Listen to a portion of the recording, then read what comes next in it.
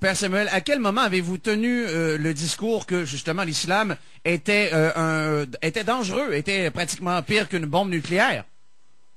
Eh bien, c'était au mois d'avril 2002. Au mois d'avril 2002, il y avait des attentats partout.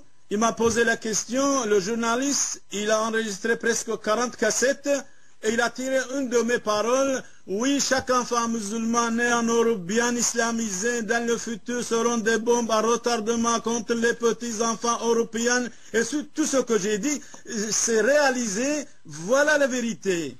Theo Van Gogh, un journaliste en Hollande, était égorgé par un musulman. Voilà la vérité. Vous ne pouvez pas nier, monsieur le procureur. Alors, si je comprends bien votre raisonnement et que je vais aussi exprimer le fond de ma pensée aux gens qui siègent ici dans cette cour, et pour même chose pour les gens qui siègent dans cette cour, vous ne faites que généraliser par rapport à certains attentats qui se sont produits.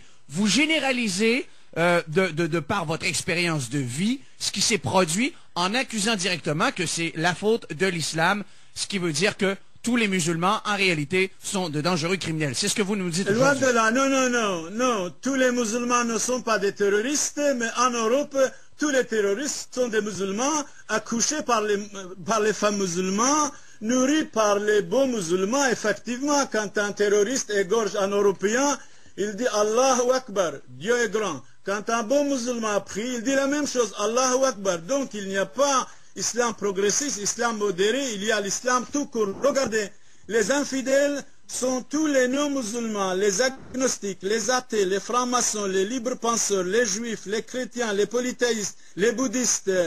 Pour toutes ces personnes considérées vraiment comme des animaux, les infidèles sont des suppôts du Satan, sont des criminels. Tuez-les là où vous le trouverez. Chapitre 47, verset 4 du Coran. Voilà la vérité, monsieur le procureur. Ça vous dérange, n'est-ce pas?